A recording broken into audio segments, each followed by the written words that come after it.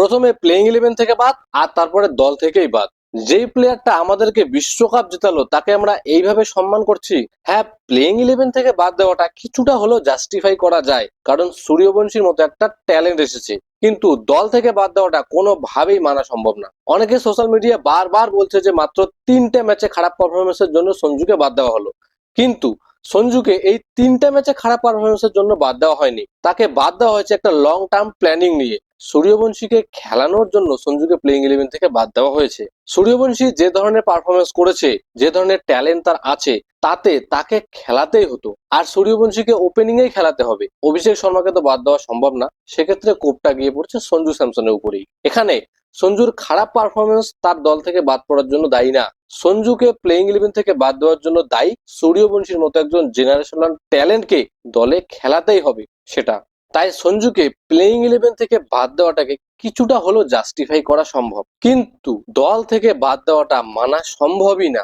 যে কোনো যুক্তি দিন না কেন, যে কোনো কারণই দেখান না কেন, তাকে দল থেকে বাদ দেওয়া একেবারেই মানা অসম্ভব। ভারতকে বিশ্বকাপ জেতানোর পরেও একজন প্লেয়ারকে যদি রেগুলার প্লেইং ইলেভেনে রাখা না হয়, তাহলে প্লেইং ইলেভেনে থাকার জন্য একজন প্লেয়ার আর কি করবে, কি করলে তাকে দলের নিজের জায়গাটা নিয়ে আর ভাবতে হবে না। এরকম ভাবে প্লেয়ারকে যদি দল থেকে বাদ দেওয়া হয়, তাহলে দলের বাকি প্লেয়ারদের মধ্যেও তো একটা ইনসিকিউরিটি চলে আসবে। তারা তো তখন ভাবা শুরু করবে যে পরের ম্যাচে তো আমিও বাদ পড়তে পারি। প্লেয়াররা তখন কি করবে, তারা তখন আগে নিজের জায়গাটাকে সিকিউর রাখার জন্য খেলবে। এভাবে টিম কালচার ধ্বংস হয়ে যাবে।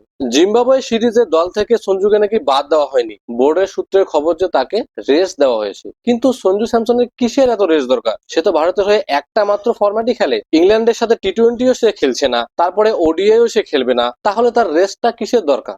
তাই সঞ্জুকে বাদ দেওয়ার পেছনে এই রেস্টের কারণটা দেখানো একদম অযৌক্তিক। কিছুদিন আগে তো এরকমও রিপোর্ট শোনা যাচ্ছিল যে গম্ভীর চেয়েছিলেন সুরিয়ার পরে সঞ্জুকে ভারতের টি-20 দলের ক্যাপ্টেন বানাতে। তাহলে যেই প্লেয়ারটা কয়েকদিন আগেও দলের ক্যাপ্টেন হওয়ার দাবিদার ছিল, সে হঠাৎ করে এখন টিমেরও বাইরে, তার এখন টিমে থাকারও যোগ্যতা নেই। ভারতের উচিত ছিল বিশ্বকাপ জেতানোর দলটাকে কন্টিনিউ করা, অন্তত 3-4টা সিরিজে কন্টিনিউ করা। সেক্ষেত্রে অভিষেক শর্মা সঞ্জু স্যামসনকেই ওপেনিং এ রাখা উচিত ছিল। কিন্তু হ্যাঁ, যেহেতু সূর্যবংশীর মতো একজন জেনারেশনাল ট্যালেন্ট এসেছে, তাই তাকে দলে তো খেলাতেই হবে, আর তার জন্য কাউকে না কাউকে তো বাদ দিতেই হবে। তাই সঞ্জুকেই এখানে বাদ দেওয়া হলো। কিন্তু জিম্বাবুয়ে সিরিজে দল থেকেই বাদ। জিম্বাবুয়ে সিরিজে প্লেয়ারদেরকে রেস্ট দেওয়া হয়েছে, কিন্তু সেটা বোলারদেরকে।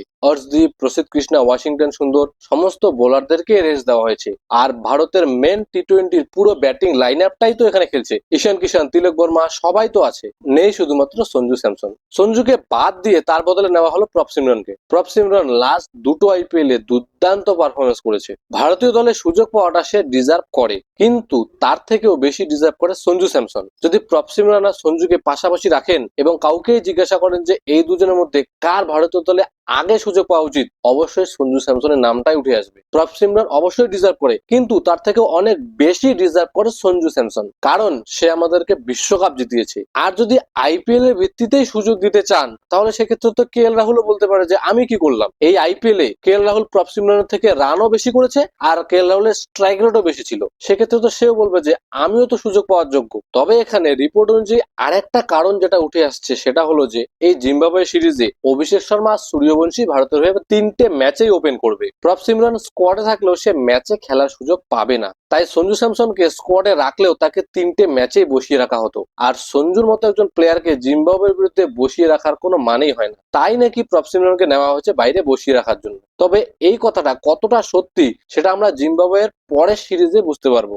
এদিকে গৌতম গম্ভীর প্রেস কনফারেন্সে এসে বলেছে যে সঞ্জুকে কি কারণে দল থেকে বাদ দেওয়া হয়েছে সেই বিষয়ে সঞ্জুর সঙ্গে তার ক্লিয়ার কথাবার্তা হয়েছে। সঞ্জুকে স্পষ্টভাবে জানিয়ে দেওয়া হয়েছে কি কারণে সে দল থেকে বাদ পড়েছে। আবার সে এটাও বলেছে যে এমন কোনো নিয়ম নেই যেখানে বলা আছে সঞ্জু এই সিরিজে দলে কামব্যাক করতে পারবে না। কিন্তু সঞ্জুকে কিভাবে দলে আনা সম্ভব? ওপেনিং এ তো সম্ভব না, সেখানে অভিষেক আর সূর্যবংশী থাকবে। তাহলে কি এশিয়া কাপের মতো করা যেতে পারে? তিলক বর্মাকে বসিয়ে সঞ্জু স্যামসনকে এশিয়া কাপের মতো মিডল অর্ডারে যদি নিয়ে আসা হয়, কিন্তু তাহলে তিলক বর্মার প্রতি অবিচার করা হবে। এখনো পর্যন্ত ফিনিশার হিসেবে তিলক বর্মা ভালো পারফরমেন্সই করে এসেছে, সেটা বিশ্বকাপেও আর তারপরেও। তবে এভাবে তিলক বর্মাকে বসিয়ে সঞ্জুকে দলে নিয়ে আসা কি আদৌ যৌক্তিক কাজ হবে? কমেন্টে অবশ্যই জানাবেন। ধন্যবাদ।